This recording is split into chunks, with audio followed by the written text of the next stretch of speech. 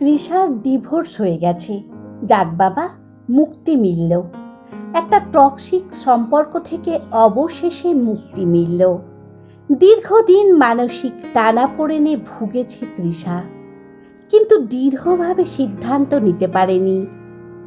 Divorce শব্দটা এখনও মধ্যবিত্ত মানসিকতার সঙ্গে খাপ খায় না। তাছাড়া আরও একটা ব্যাপার ছিল, অর্থনৈতিকভাবে পরনির্ভর নারীর জীবনে ডিভোর্স শব্দটার প্রভাব অনেক। ডিভোর্স শব্দটা ভাবার সঙ্গে সঙ্গেই পরবর্তী চিন্তাভাবনাগুলো লাইন দিয়ে চলে আসে। ডিভোর্সের পর সে কোথায় থাকবে? সংসার চালাবে কিভাবে? সন্তানের রোগ জ্বালা হলে সামলাবে কিভাবে? টাকা পয়সা কোথায় পাবে? কাজ কোথায় পাবে? তাছাড়াও সবচেয়ে গুরুত্বপূর্ণ প্রশ্নটা হলো, বাপের বাড়ি ফিরে যেতে পারবে তো? ডিভোর্সি মেয়েকে বাবা মা গ্রহণ করবে? দাদা ভাই তার ডিভোর্সি বোনকে আগের মতো ঘরের কোণে আর মনের গভীরে আশ্রয় দেবে? সমস্ত প্রশ্নের উত্তর অধিকাংশ ক্ষেত্রেই না হয়। তাই অসহায় একটা মেয়ে ডিভোর্সের মতো সিদ্ধান্ত একা একা নিতে পারে না। তার চেয়ে বরং চুপচাপ স্বামীর অত্যাচার সহ্য করে একটা আত্মসম্মানজনক শর্তে সংসারে বাস করে, মাথা নিচু করে। অমেরুদণ্ডী প্রাণীর মতো থাকতে বাধ্য হয়। তৃষাও প্রথম প্রথম এমনটাই করেছিল। একমাত্র ছেলে অয়নের মুখ চেয়ে তার আর অভ্রের সম্পর্কটা টিকিয়ে রাখার প্রাণান্তকর চেষ্টা করেছিল। এই জন্য সে নীরবে অভ্রের চরম শারীরিক আর মানসিক লাঞ্ছনা সহ্য করত। মাতাল স্বামীর গালিগালাজ, অপমান, চড় থাপ্পড় সব অকাতরে সহ্য করত। ছেলে অয়নকে ভালোভাবে মানুষ করার জন্য অভ্রের পায়ের নিচে পড়ে থাকত। অভ্রের মাও পারেনি ছেলেকে সঠিক পথে আনতে। প্রত্যেকেরই তো ধৈর্যের একটা সীমা থাকে। অবশেষে তৃষার ধৈর্যের বাঁধ ভাঙে। মনকে শক্ত করে মিউচুয়াল ডিভোর্সে রাজি হয়ে যায়। অভ্রকে তাদের বিষাক্ত সম্পর্কটা থেকে মুক্তি দেয়।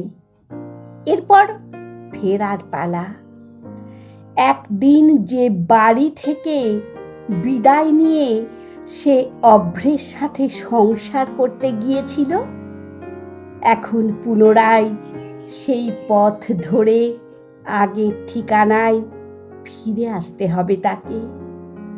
7 বছরের ছেলেকে নিয়ে বাড়ি ছাড়ার মুহূর্তে শাশুড়ি মীনা দেবী তাকে বাধা দেয়। বৌমা, তুমি কোথাও যাবে না। আমার একমাত্র নাতিকে নিয়ে তুমি রাস্তায় রাস্তায় ঘুরবে?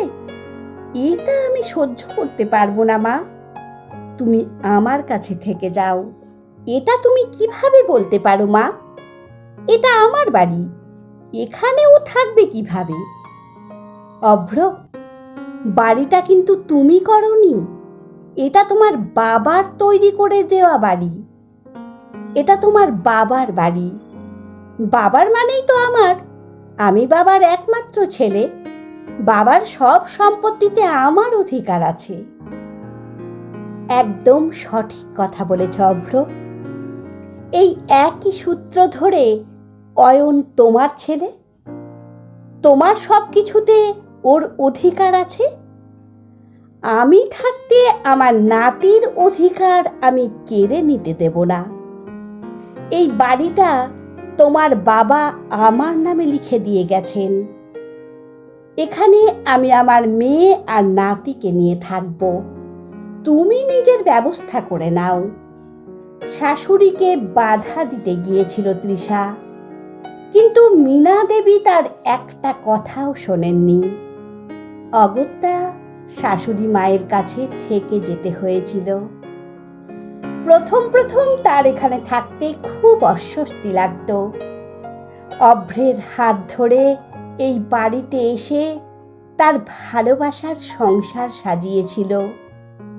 এখনো সবকিছু সেই রকমই আছে, মাঝ থেকে তার ভালোবাসার মানুষটাই নেই।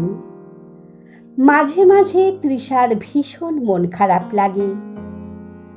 তখন মীনা দেবী তাকে বোঝান, ভেবে নে, তুই নিজের বাড়িতেই আছিস, মায়ের কাছেই আছিস। আমি তোর শাশুড়ি নই, তোর মা। কিন্তু মা, সমাজ কি ছেড়ে দেবে? ডিভোর্সের পরও বউ তার প্রাক্তন স্বামীর বাড়িতে শাশুড়ির সঙ্গে বসবাস করছে। সমাজের কাছে একটা মুখরোচক গল্প। সবাই তৃষা আর মীনা দেবীকে সহানুভূতি জানাতে এসে ওদের ভেতরের সম্পর্কের খবরটা জানার চেষ্টা করছে।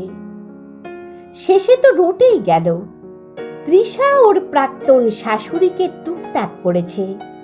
শ্বশুর শাশুড়ির সম্পত্তির লোভে শাশুড়িকে বশীকরণ করেছে। এই জন্য তো মীনা অভ্রকে তাড়িয়ে দিয়ে প্রাক্তন বৌমা আর নাতিকে নিয়ে আছে। এত বড় দুর্নামে বিপর্যস্ত হয়ে পড়ে তৃষা। তার মানসিক অবস্থা খারাপ হয়ে যায়।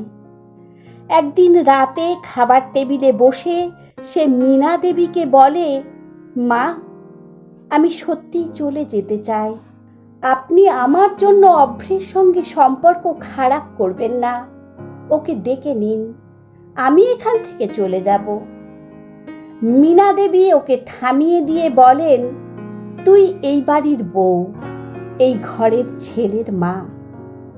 আমার নাতির নিরাপদ ঘুমের জন্য, তোর ঠান্ডা মাথার জন্য তোকে আমি চাই। এতে লোকে কি বলল সেটা তোর ভাবার দরকার নেই। লোকের কথায় কান দিতে নেই মা। লোকের চিন্তা ভাবনা না করে নিজের আর নিজের ছেলের উন্নতির চিন্তা ভাবনা কর। ছেলেকে ভালোভাবে মানুষ করার চেষ্টা কর, ভবিষ্যতের ভাবনা ভাব। মীনা দেবী প্রতিদিন অয়নের স্কুলে টিফিন বানায়। সকালে ওর ইউনিফর্ম আয়রন করে ওকে স্কুলে দিয়ে আসে। বিকেলে খেলা শেষে নাতির গা পরিষ্কার করে পাউডার মাখিয়ে দেয়। তৃষা বাড়িতে সকালে বিকেলে নাচের ক্লাস করায়। এইভাবেই তারা দুজন পরস্পরকে জড়িয়ে ধরে জীবনের পথে এগিয়ে চলে। তৃষা জানে আজ সে আর একা নয়, তার সাথে তার মাও আছে। অন্তত যদি কিছু শাশুড়ি মীনার মতো হতো, তাহলে সমাজের চিত্র বদলে যেত। গার্হস্থ্য হিংসা অনেকাংশে কমে যেত। বন্ধুরা, গল্পটি যদি ভালো লেগে থাকে তাহলে প্লিজ লাইক, কমেন্ট ও শেয়ার করতে ভুলবেন না।